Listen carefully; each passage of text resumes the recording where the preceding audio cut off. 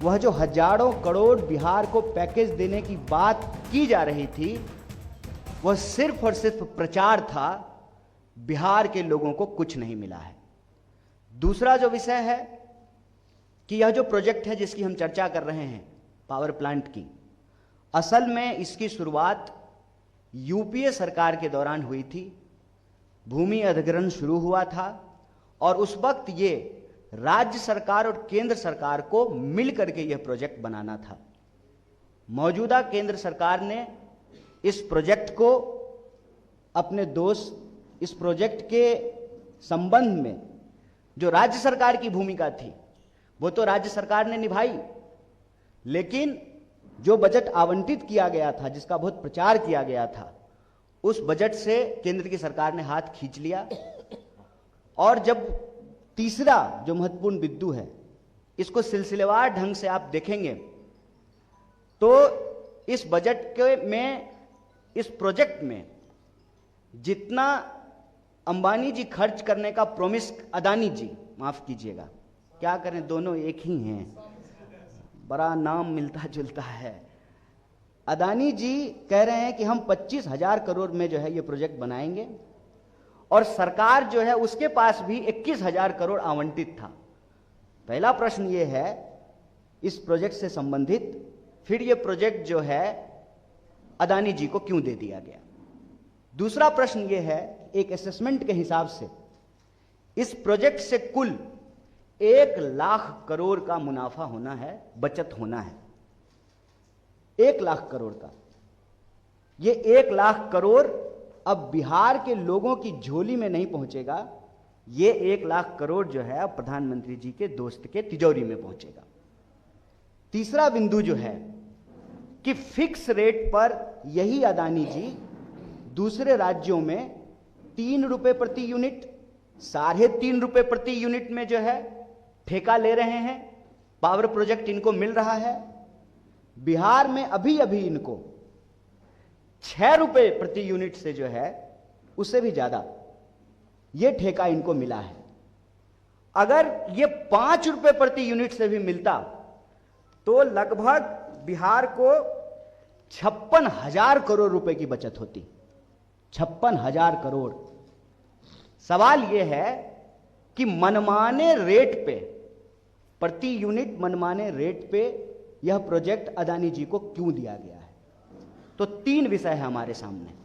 पहला, 1 रुपए प्रति एकड़ के हिसाब से 1,000 एकड़ जमीन अदानी को क्यों दी गई। दूसरा, जो इस प्रोजेक्ट से 1 लाख करोड़ का मुनाफा होना था वो बिहार के लोगों की जेब में पहुंचने की बजाय प्रधानमंत्री जी के दोस्त की तिजोरी में क्यों पहुंच रहा है।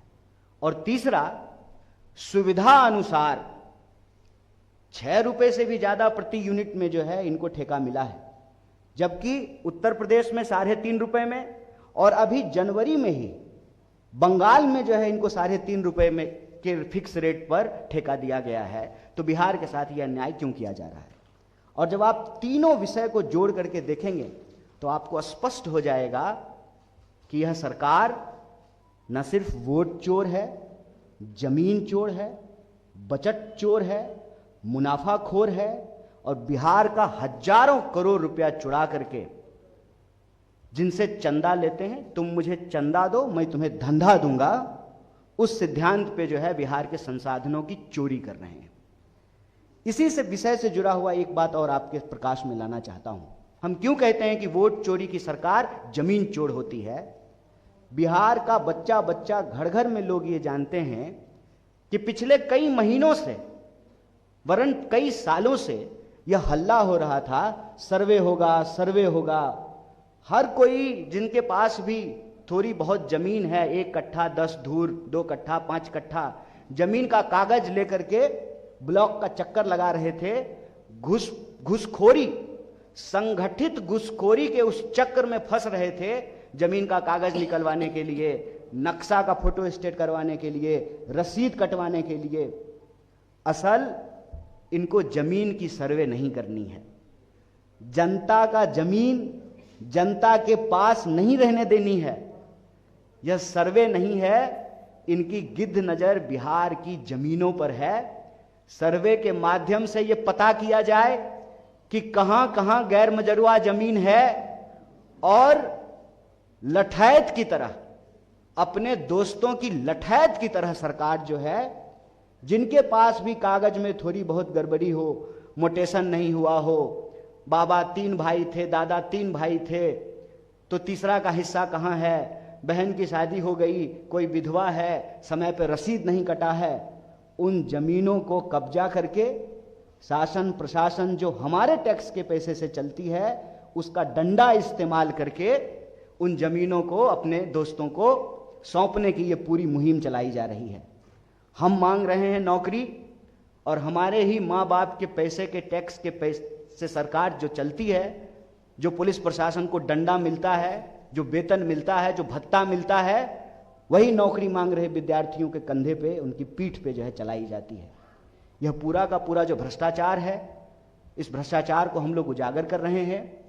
हमारे समय में भी, कांग्रेस के समय में भी ठेके दिए जाते थे, पावर प्रोजेक्ट बनाया जाता था, MOU साइन होता था, लेकिन यह निष्पक्ष प्रतियोगिता नहीं है। बाकी सारे जो प्रतिभागी हैं, जो टेंडर और लोग भी भर सकते थे, उनका हाथ पांव बांध करके इस तरह की व्यवस्था की जा रही है कि यह टेंडर एक ही व्यक्ति को मिले। अदानी नाम केवलम, हम दो हमारे दोस्त, एक जो है अमित शाह के पिताजी नहीं, माफ कीजिए, जय शाह के पिताजी, और दूसरे जो है जय शाह के चाचा जी, तो 2 ये हुए, हम 2 और इनके 2, पूरे देश की संपत्ति जो है इनको ये हैंड ओवर कर देना चाहते हैं। तो यह भ्रष्टाचार आपके माध्यम से, यह जो निष्पक्ष प्रतियोगिता नहीं है, जिसका सीधा नुकसान बिहार के लोगों को हो रहा है। 1000 एकड़ जमीन 1 रुपए में।